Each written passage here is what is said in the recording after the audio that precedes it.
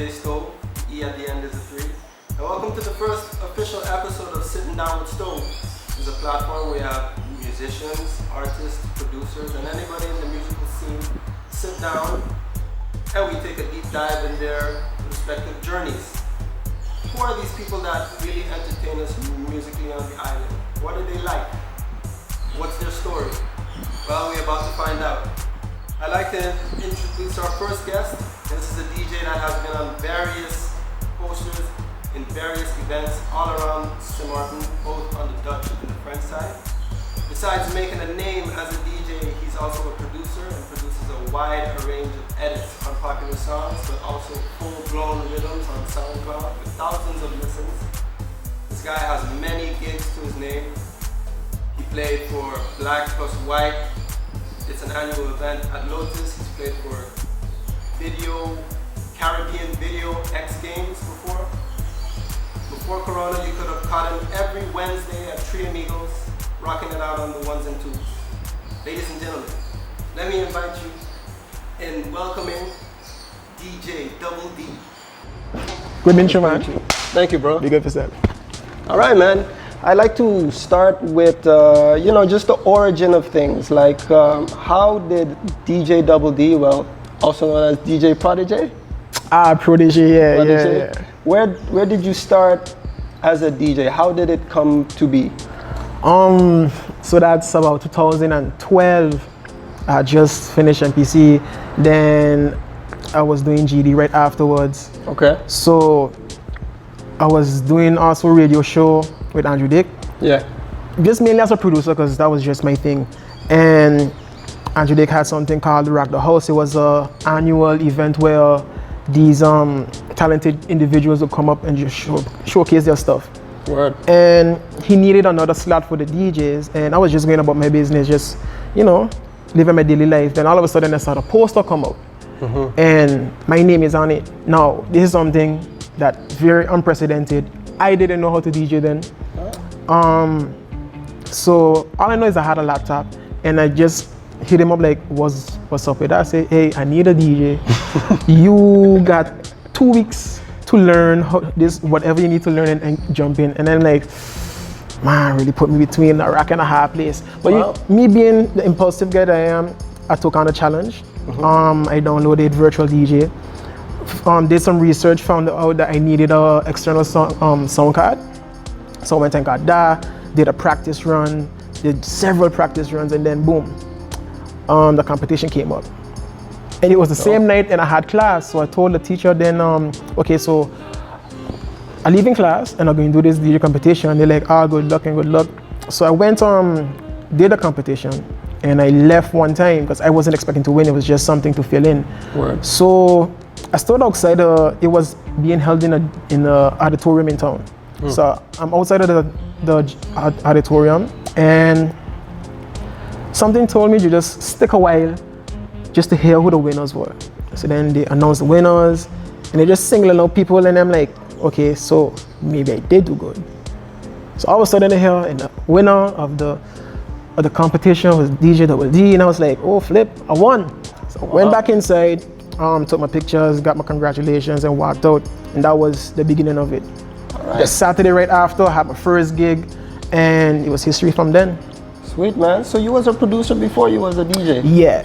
All right. Yeah. Interesting. Okay. Yeah, this is a question I asked most of my DJ friends in recent times. I mean, man, how has Corona, affected your career? Everything got put to a halt, except for producing. I was very busy with the producing. I also got the opportunity to join Red Eye Crew's Sweat page. Yeah. Went live twice with them. It was a really good experience. But since my access to a proper sound environment was on the Dutch side, I couldn't take part in that no more. So I had to wait out until this whole thing died down to actually get back in the studio and actually do my thing. Right. Okay. Man, your motto, right? Your motto is overdose on different. Yeah. I really love that. That is dope. Explain to me, what makes you different from the other DJs on the island? How do you stand out? Versatility. I mean, like a lot of DJs will say that, But I always encourage people to come out and actually see me play in order for them to judge for themselves how versatile I am. I can go from anything. I'll even play polka music if the crowd demands for it, you know? So I aim to please as much people as possible. You can't please everyone, but the most you can do is always a great thing. All right, versatility. So am I supposed to think of it in the sense of song selection, that you would break new music, or that you would play music that the others don't? Yeah, I try to mix it up between the two. Let's say, for instance, let me draw a quick reference. Hip Hop Harry, the theme song. So the beat is going on, all of a sudden it's hearing go, who's next? So now I would take that and just drop it over any other beat. Could be any other genre, could be, let's say, for instance, let's say Fidi Jackie from Idonia, just drop it on that rhythm and just call it a day. People will be like, okay, that's an interesting flip, and that's how I gain their attention. It is. Is it in terms that you use acapellas over other instrumental? It could be anything. I can go from using stems to even maybe certain instruments from the sample.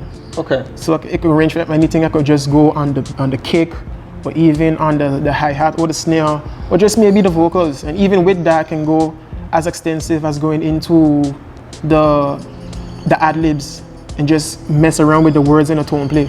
Dope. All right. Bro, I've been asking this next question on a more mental perspective. I noticed, well, for me, right, as a DJ, I enjoyed parties different before and after being a DJ, in the sense of I would go to parties before I was a DJ and just enjoy music, you know, not analyze or anything. But now, after understanding, you know, the bars and stuff, the mechanisms of being a DJ and knowing what's going to play next, I mean, I have trouble with that, because I come into a place and then I analyze, and I'm analyzing more than enjoying. Could you relate in any sense? Yeah, that's my life. So before I was like a real party head. At every pan knock you would catch me there, and eventually I got tired of it, maturity and whatnot. And then with the music now, it really kept me away from like going out to these events where they would have DJs, because I would be working instead of just enjoying myself. You know, so I could just be drinking, whatever the case is, and all of a sudden I would hear this random transition, be like, yo, you know what would really, you know? Go into it, really, the real specifics, and then it would be a thing where me and, let's say, if Bean was here, we would just hit a flex and be like, okay, listen to this man, and just dissect his whole set. So after a while, it's fun, but it's more work than fun. Right. So the balance, you just gotta put it in your head like, okay, you're here to enjoy yourself, even though the DJ probably messed up the transition, or he could have used a better song. Just enjoy the vibes. I totally get what you're saying and where you're coming from. And I heard you mention DJ Bean. Shout out to the homie DJ Bean. Yeah, big up bro one time.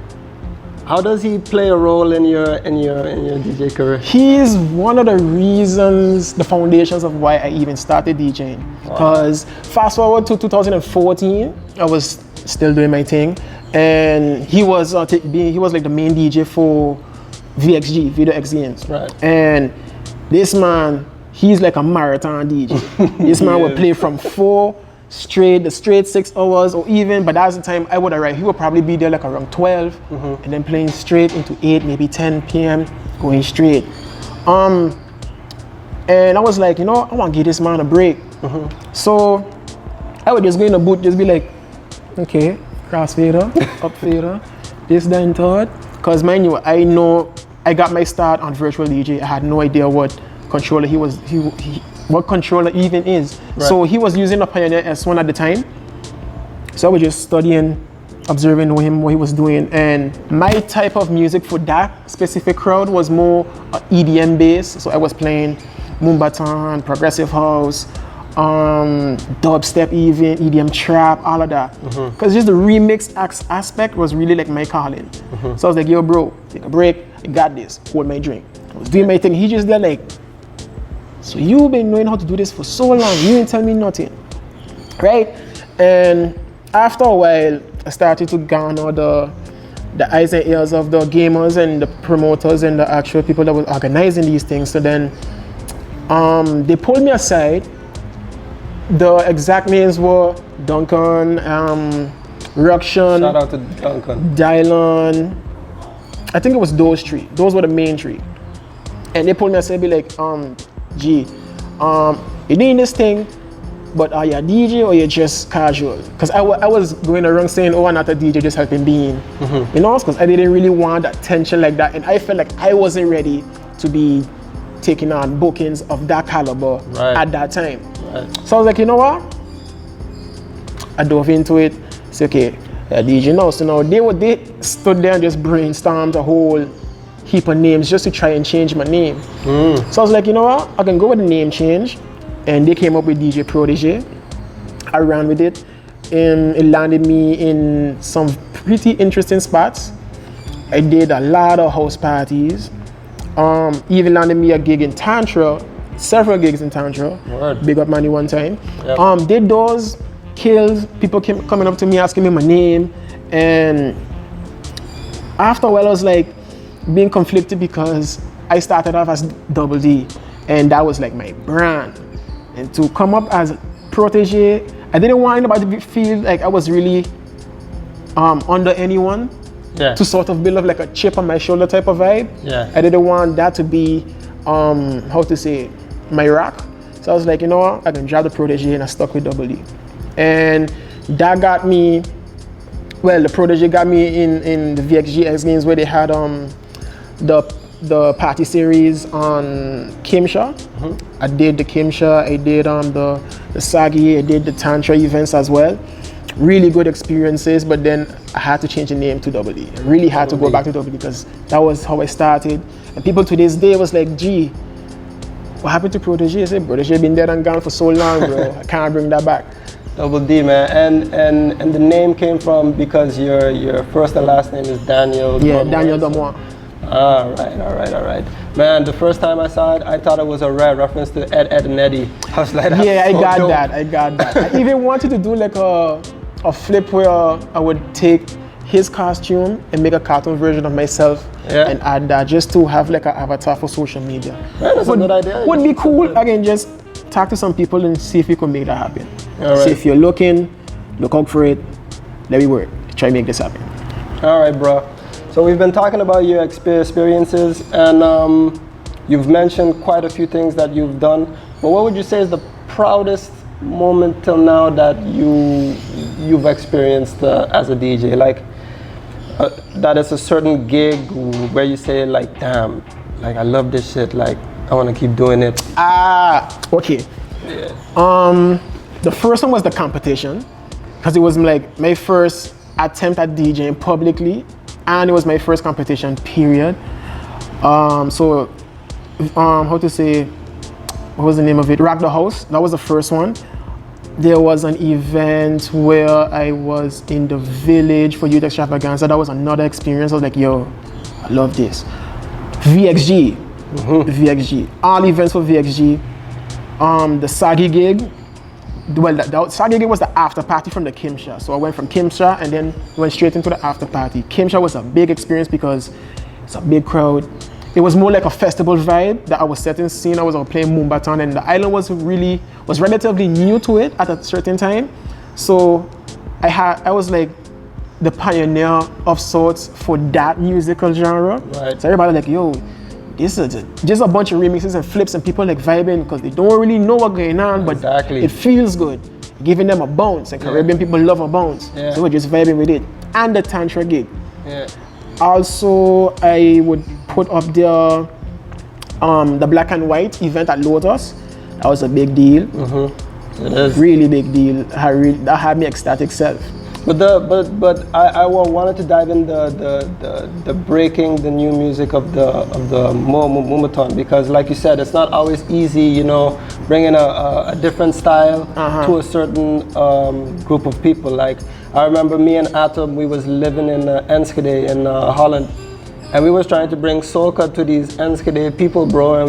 And I must say, some experience was like the receival of introducing it was great, but sometimes it was like, yo, what the hell is this? I don't know if I like this type of stuff, you know? Is it sometimes harder to break a certain music over another type of music here on the island? And see, Maarten, it can always be hard to break music in general, just in general on the island, because smart people hard to please, for one. And number two, if you're playing for a certain crowd and that's the crowd you generally attract, they don't necessarily would be open to new stuff. So you gotta mix what they know with what you trying to bring forward, and then you can go into the full arm Mumbaton. A little bit like here and there. So that's where the remixes and flips would come in, and that's where me as a producer would really dive into my bag, because then I could create edits and play them live and be like, okay, they like this, they like that, what about this they like, and then I could create different edits where I would focus on the bounce of it, then I could focus on the other stuff, and then it would be nice like that.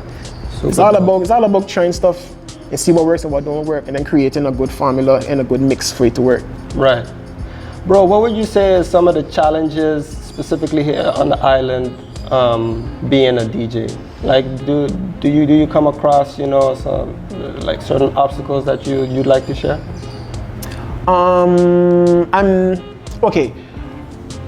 For me personally, it would definitely be trying to figure out ways to gain a bigger following, and in terms of gigs, finding your niche crowd. Because everyone has their crowd. If you look at Outcast, he can play anywhere. But his crowd is mainly like the 20s into the 30s, 40s. Yeah. That's like the main focus. If you look at Blaze, he could play for the younger crowd. If you look at Big Boss and Maestro, they focus on the younger crowd, but they are very versatile. It's just finding your core fan base and literally pulling them out of the house and be like, yo, we're going to CW wherever he go play. Right. Bro, I want to dive in more on your production, but not in terms of music, but in terms of your videos, bro. You remember This Is America? I know that one coming out. Yeah? Okay, good. 2018, yeah. Bro, you know that thing got 10K views, right? Yeah. Are you into making more concept clips like that too, like parodies or things of that nature? Because I can imagine it's a good way to get a following out of that, besides, you know, actual music. Yeah. What do you think? Well, I'm a creative individual, and I just needed, that was like therapy for me, because that was like right after Irma, so that was like a creative release. Do I see myself doing this as like part of my persona? Definitely. I wrote a bunch of random parodies that I never put out. Oh man. I just I taped concepts, I recorded them all home, and I did the whole, like, you know, snippet promo on social media. It was like, yo, put it out. You know? I was like, I ain't too sure, it's too early, because I had just dropped This Is Maarten, and then, you know, I want to give the song space to breathe. Right. So 3 months after, I was like, possibly time to drop a new one. I did Kiki, Do You Love Me from Drake. I did a parody to that one. I did a parody to a Odd Brothers song, C'est La Vie. Yeah. Okay. It was called Hire Me, for those who was unemployed at the time. And that was just my thing, just doing parodies, and it just, because I like to make people laugh, I like to entertain people, so, you know, it was really good to see people really reciprocating the energy that I was putting out. So definitely in the future, I do see myself doing more videos. I'm looking forward. And or songs like that. I'm looking forward to that. Hey, in terms of role models here on the island, who would you like to, if you thought about it, who would you like to collaborate with in the future? terms of production Into or production. any, or you know, Locally or just in general? both. Okay, production wise, I want to work with DJ TLM. I'm gonna reach out to him soon about that. Big shout out to DJ TLM from Amsterdam. Yeah, this man had. I already have some collabs on the way with Mushroom Beats, Dimitri. I have one on the way with Tito. I'm trying to get Zav and some other stuff. Just basically whoever wants to work, I am down to work. But some people I do look forward to, like the ones I already mentioned internationally. There's this guy from Aruba named Carrison. Yeah, Who I've did- met him.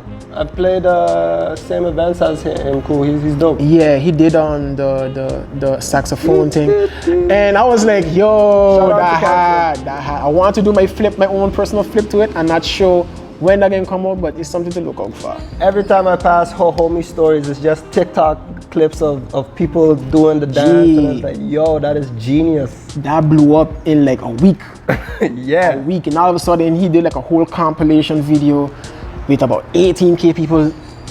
Big up yourself. Yeah. I'm mad at that. That was a really good look for him as a entertainer. Yeah. So just peep for some new stuff from me pertaining to collabs. Dope. The last question would be, besides DJing, what are other hobbies that you like to delve into? Poetry, Poetry. writing like short stories, graphic designing. Like most of the all the cover art that I posted on my SoundCloud as it pertains to just my general releases are all me. That's pretty much it. Okay. Yeah. Sweet. Bro, that's all the time we have. Thank you so much for dropping in. I really appreciate you. Pleasure for having me, man. Don't know. And a big shout out to the homeboy, Star Living, filming and editing this episode. Peace out, y'all. Till the next time.